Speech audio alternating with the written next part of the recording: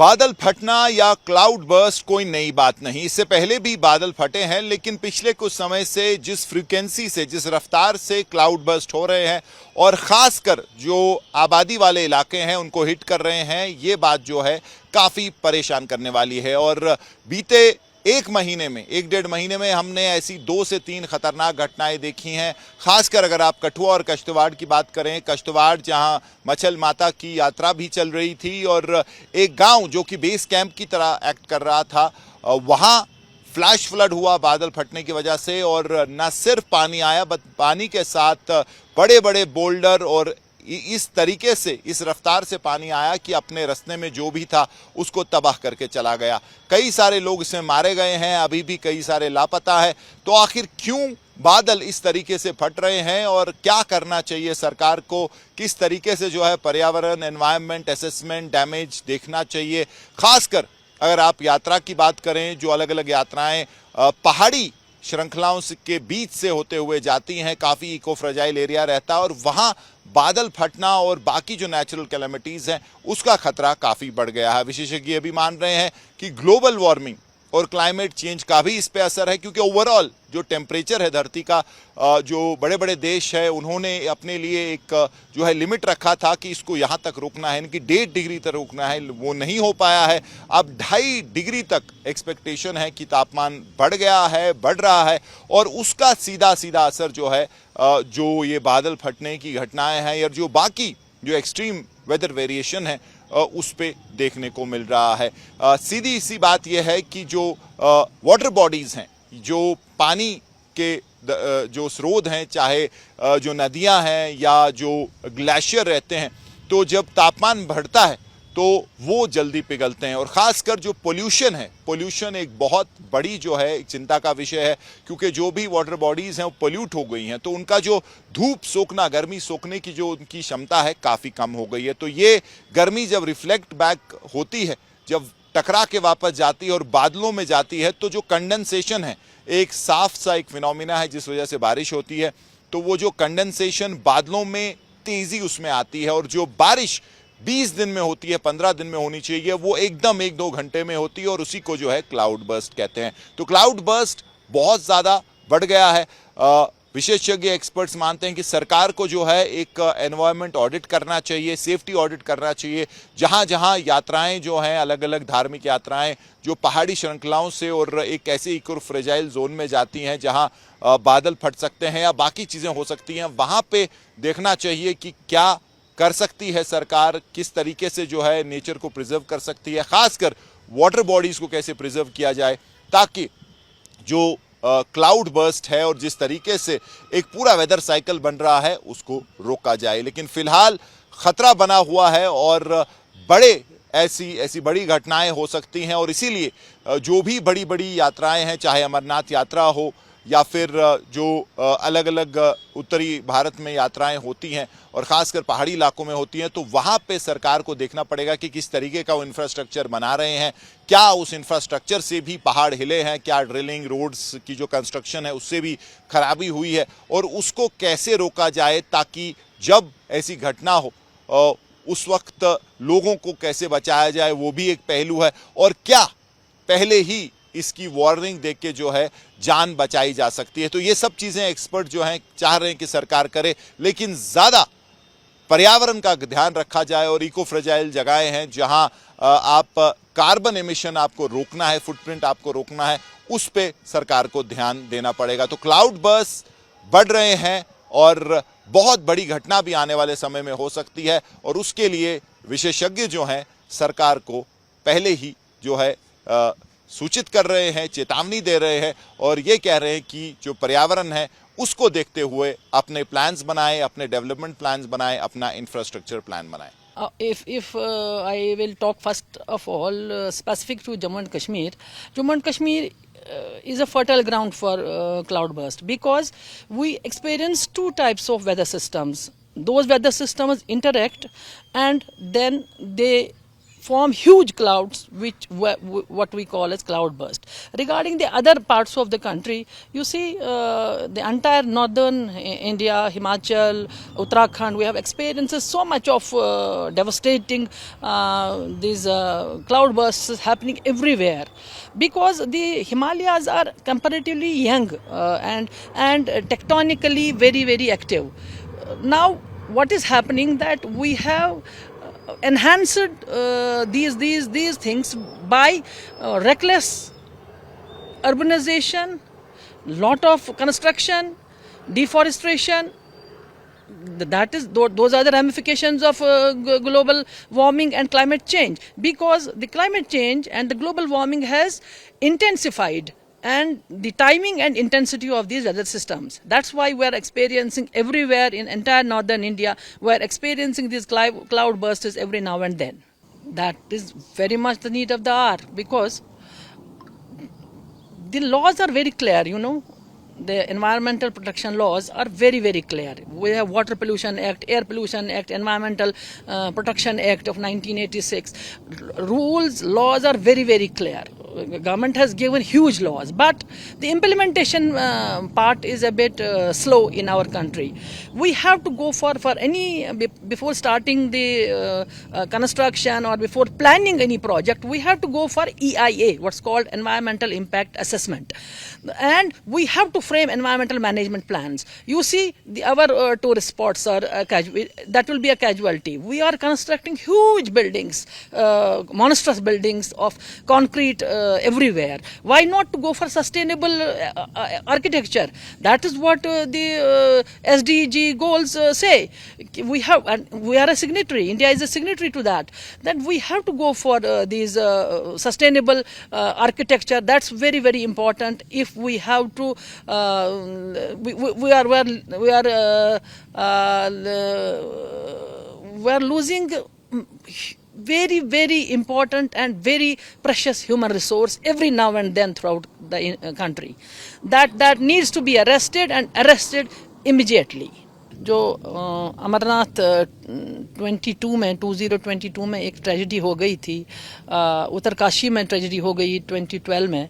फिर उसके बाद गवर्नमेंट ने बड़ी कमेटियाँ बनाई, बहुत उनकी रिकमेंडेशंस भी आ गई। एंड रिकमेंडेशंस में ये बताते हैं कि हम हर एक जगह की कैरिंग कैपेसिटी के हिसाब से हम जब पिलग्रिमेज करना है या हाई लैंड टूरिज्म करना हो या हाई अल्टीट्यूड टूरिज्म करना हो, उसमें कैरिंग कैपेसिटी की स्टडी बड़ी ज़रूरी है। इसका कितना थ्रेशोल्ड लिमिट है, अगर थ्रेशोल्ड लिमिट इतने ही लोगों को उस दिन जाया जाए, जो हमारे कश्मीर में और एंटायर नॉर्थ इंडिया में जो सिचुएशन है, that needs to be arrested. क्योंकि हमको we have to be serious about climate change and we have to be serious about global warming. हम तो एक्सपीरियंस हर दिन करते हैं ये इश्यूज जो हमको कन्फ्रंट हो रहे हैं। हमारा स्ट्रक्चर जो हमारा आर्किटेक्चर है वो चेंज करना है, हमको रिफॉरेस्टेशन करनी है, और हमको along the flow of the bed अपने ये नहीं बनाने हैं, दीज स्ट्रक्चर्स नहीं बनाने हैं जहाँ पे हम स्ट्रक्चर्स बनाते हैं। That is very important.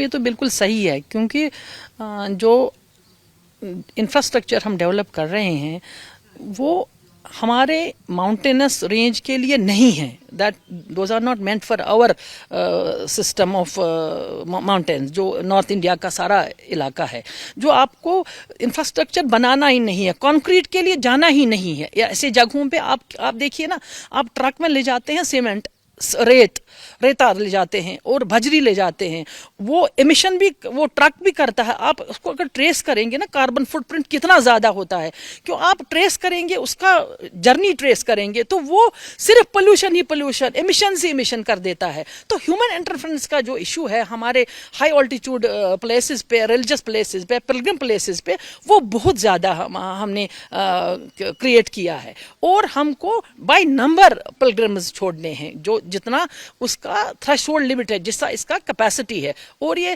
Concrete के लिए I am not for it कि कंक्रीट स्ट्रक्चर्स बनाए जाए, क्योंकि पिलग्रिमेज इंसान अपने पीस ऑफ माइंड के लिए जाता है, it is not for something else. जो पीसफुल रहने के लिए, पीसफुल जगह जाने के लिए इस साल भी अमरनाथ यात्रा 1 वीक अर्लियर कॉल ऑफ करना पड़ा because of this situation, because of warming. We are experiencing huge warming climate in Kashmir. आप देखिए ना, मई में कितनी गर्मी थी, और आज ये देखिए, आज it is a news that Sonamarg has had his first snowfall. This is what we call climate whiplash, sudden transition between rain and heat.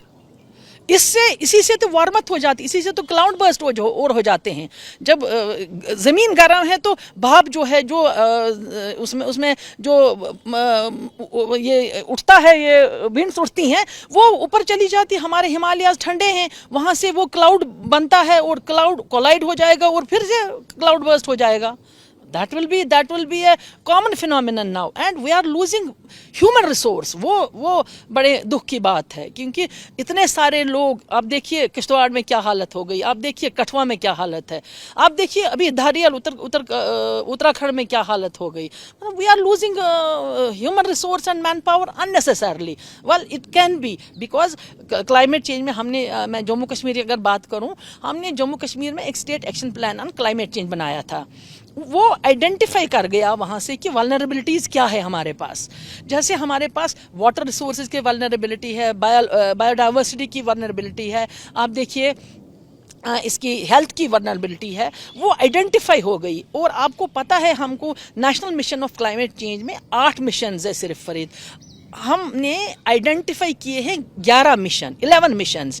We have included disaster risk management mission, health mission and tourism mission, other than what central government and all other states have.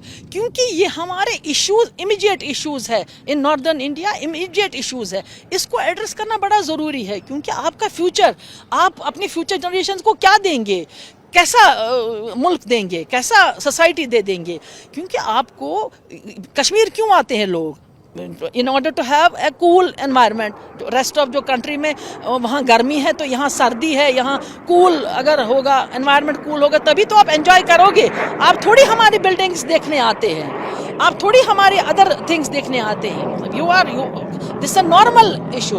And ऐसी जगहों पे हमको carrying capacity बिल्कुल करनी चाहिए, और हमको infrastructure बंद करना चाहिए। इतना ह्यूज कंक्रीट नहीं बनाना चाहिए, जो हम कंक्रीट से बिल्डिंग्स बनाते हैं, सीमेंट से बनाते हैं, रेत से बनाते हैं और ह्यूज स्ट्रक्चर्स बनाते हैं, क्योंकि ये इनका फ्रेजाइल सिस्टम ही है, ये किसी भी वक्त नीचे आ सकता है। सर, जो क्लाउड बर्स्ट की फ्रिक्वेंसी काफ़ी बढ़ रही है और डेडली हो रहे हैं, सिविलियन हैबिटेशंस, खासकर यात्राओं में उनका इम्पैक्ट हो रहा है, तो क्या आपको लगता है रीजंस हैं इसके पीछे जो इतने क्लाउड बर्स्ट हो रहे हैं?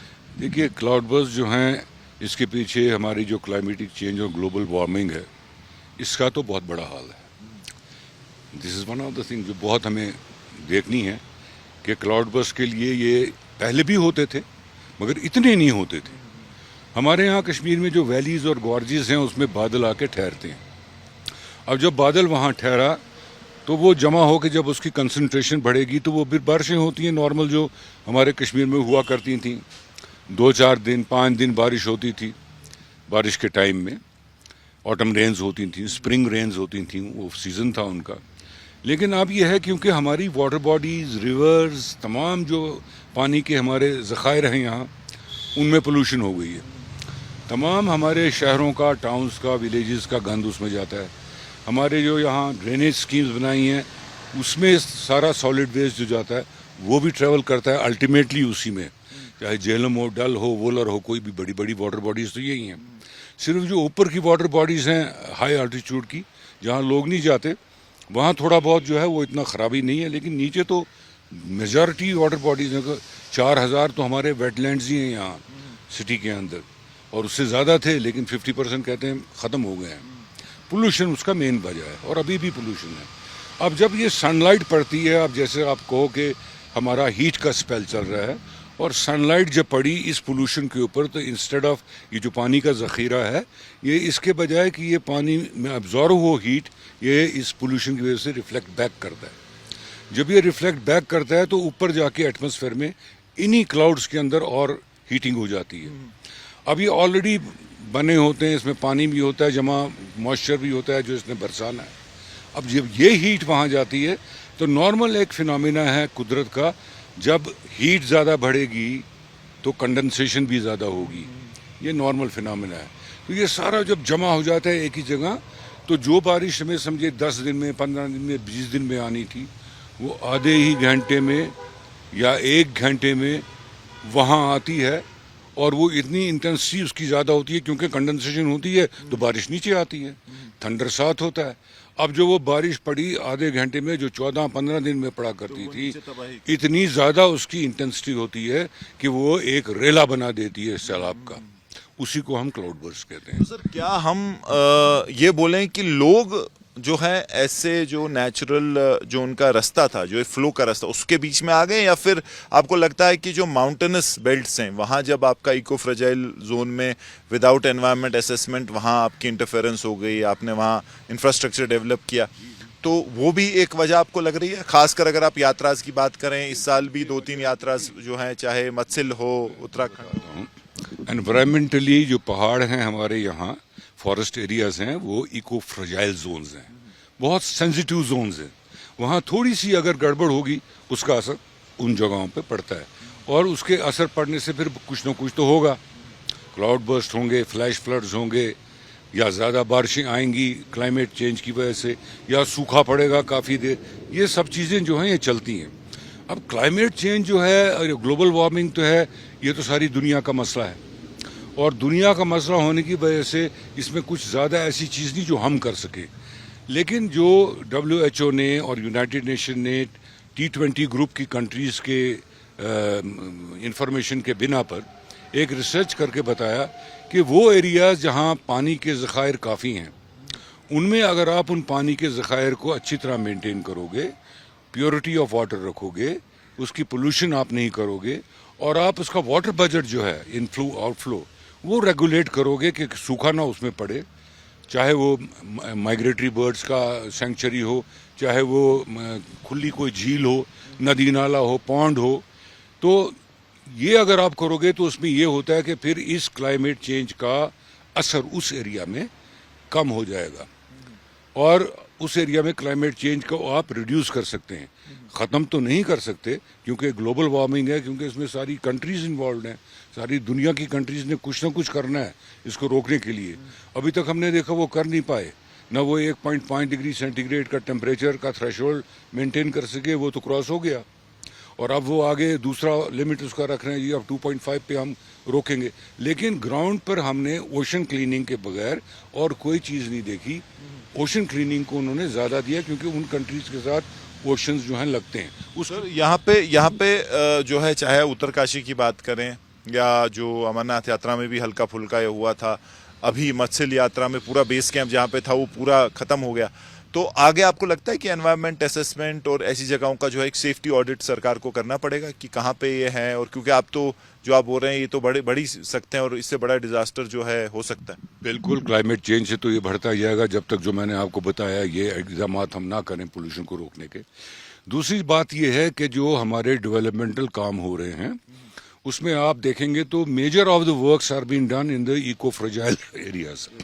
फॉरेस्ट के बीच में से रोड निकाल रहे हैं, किसी वेटलैंड के पास से रोड कर रहे हैं ऐसे। तो ये जो आप फ्रेजाइल एरियाज के अंदर इनको रुकाते हैं उसकी एनवायरमेंटल असेसमेंट होनी बहुत ज़रूरी है। मगर हमारी अनफॉर्चुनेटली यहाँ ये चीज़ है कि गवर्नमेंट ने एक कानून पास कर दिया, गवर्नमेंट ऑफ इंडिया ने, कि cease fire line of control से 110 किलोमीटर पे जो भी रोड हमारी बनेगी उसमें एनवायरमेंटल असेसमेंट करने की ज़रूरत नहीं है पहले बनाने से पहले। हाँ, बनाने के बाद अगर किसी को कोई उसमें होगी मजबूरी या कोई और चीज़ होगी तो उस वक़्त हम ये देख सकते हैं।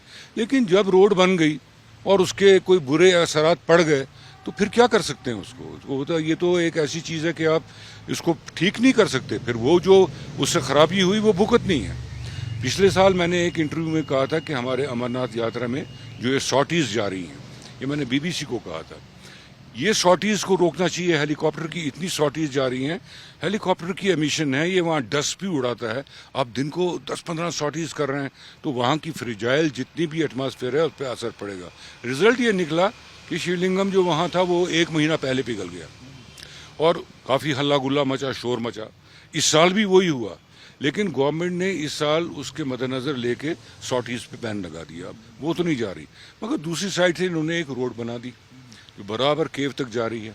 उसमें जो अनरेगुलेटेड ट्रैफिक जाता है, ठीक है, आप रजिस्टर कर रहे हैं टूरिज्म को, आप कर रहे हैं उनकी बुकिंग, आओ जी आप यात्रा करो, 1 महीना ये है या 1.5 महीना ये है, इसमें यात्रा करो, मगर रेगुलेशन जो लोगों की है वो पूरी नहीं होती। हर एक आदमी रजिस्टर नहीं करता, कुछ लोग ऐसे हैं रजिस्ट्रेशन के बाहर भी आगे जाते हैं। अब जब ये ज़्यादा रश एक ही दफ़ा में एक इको फ्रेजाइल जोन में जाएगा, ये खाना भी पकाएंगे, ये बाकी चीज़ भी वहाँ करेंगे, तो उसकी पोल्यूशन के इफेक्ट्स तो होंगे। और जो ये गाड़ियाँ जाएंगी उनकी एमिशंस भी हैं, गाड़ियों का धुआं वगैरह जो है वो भी एमिशन ही है कार्बन की, तो इससे भी सारा जो है वहाँ असर पड़ रहा है। हमारे पास टूरिज्म पॉलिसी तो है, अब अगर ये नहीं है कि यार यात्रा ठीक है, आप उसमें ज़्यादा से ज़्यादा लोगों को लाइए, 1 महीने के बदले 2 महीने उसको स्ट्रेच करिए, ताकि रेगुलेटेड वहाँ लोग जाएं, जो वहाँ का जो अपना उस एरिया का रेजिलेंट पोटेंशियल है, उसकी रेजिलेंस कुदरत ने दी है, उस रेजिलेंस को हम क्रॉस ना करें। अगर हमने ज़्यादा लोग भेज के उस रेजिलेंस को क्रॉस कर दिया उस जगह या किसी और टूरिस्ट स्पॉट पर भी, तो हमारा जो है उससे खराबी होगी। अब टूरिज्म डिपार्टमेंट को भी चाहिए कि अपने टूरिस्ट स्पॉट जितने भी यहाँ हमारे हैं, बहुत सारे हैं, एक तो ये है कि सारे पहलगाम, गुलमर्ग, सोनमर्ग, इन 3 जगह भागते हैं, बाकी जगहें भी हैं, भाई आप इनको रेगुलेट करिए कि साहब ठीक है आप अपना रजिस्ट्रेशन करें, हम देखेंगे कितनी वहाँ फुटफॉल कितना होना चाहिए इस जगह, उसने फुटफॉल के हिसाब से आपको इजाज़त मिलेगी जाने के लिए। सर लास्टली ऐसी जगहों का अगर आप ऑडिट, जब हम बोलते हैं क्लाउड बर्स्ट का ऑडिट या इन जगहों को, तो क्या कर सकती है अभी सरकार की? ऐसी ट्रेजेडीज को जो है कम से कम रोक तो नहीं सकते, बट उनका डैमेज लिमिट कर सकते हैं। देखें, जो हमारा सेंट्रल वाटर कमीशन है वो 1911 से उनको ये असाइन किया गया है कि वो क्लाउड बर्स्ट और ग्लेशियल लेक आउटफ्लो जो होता है, जो ग्लेशियर्स के नीचे लेक बन जाती है, उस डेब्रीज आगे आ जाती है, फिर वो डेब्रीज ज़्यादा पानी जब बनता है फट जाती है तो वहाँ से बिरेला पानी का आता है, फ्लैश फ्लड आ जाते हैं उससे, ये सब को वो मॉनिटर करे, और वो मॉनिटर कर रहे हैं 1911 से। और हाल ही में एनजीटी ने उनको एक एफिडेविट उनसे मांगा कि साहब आप बताइए कि हम क्या करें, क्या इकदामात किए जाने चाहिए, क्योंकि हम कोर्ट को बताना चाहते हैं कि लीगली इसको अडॉप्ट किया जाए और वो मेजर्स अडॉप्ट किए जाएं लीगली, जिससे कि हम इसको थोड़ा कम कर सकें या इसको रोक सकें। तो वो तो हाल ही में उन्होंने किया है और NGT is already at it, national green tribunal उस पर काम कर रहे हैं, वो इस पर तो देंगे। लेकिन दूसरी बात यह है कि अगर हम इनको वाकई इन क्लाउड बर्स्ट को रोकना चाहते हैं तो हर एक को मिलकर इसमें काम करना है, हुकूमत के साथ भी मिल के काम करना है, CWC के साथ भी मिल के काम करना है। सबसे पहली बात यह है कि लोग यहाँ के खुद पोल्यूशन को रोक सकते हैं, ये तो लोगों का काम है। यानी हम अगर घर से स्टार्ट करें, मोहल्ले से स्टार्ट करें, मस्जिद से स्टार्ट करें, सिटी से स्टार्ट करें, सारे एरियाज में तो हम कर सकते हैं। ये कोई ऐसा कोई रॉकेट साइंस नहीं है कि हम, मगर इस चीज़ को समझना है, लोगों को इस चीज़ में अवेयरनेस होनी चाहिए कि इससे क्या क्या हो रहा है। लोग अभी ये भी नहीं समझते कि क्लाउड बर्स्ट क्या है, वो कहते हैं ये हो गया, पता नहीं फट गया बादल। उनको समझाना है ये क्या है और क्यों हो रहा है। अगर वो चीज़ यहाँ लोगों को समझाई जाए और उसके इकदाम लोग अपनी जगह भी करें, और उसके साथ गवर्नमेंट ने जो भी करना है, कि जितने डेवलपमेंटल काम्स के जो ऑडिट्स करने हैं या फ्रेजाइल जोन में ऐसी चीज़ें नहीं बनानी है, इस चीज़ को भी अगर गवर्नमेंट साथ साथ देखे तो कोई बड़ी बात नहीं है कि हम इसको बहुत कम कर सकते हैं। Thank you. यहाँ पर्सन तारिक लोन के साथ मीर फरीद, श्रीनगर, आज तक।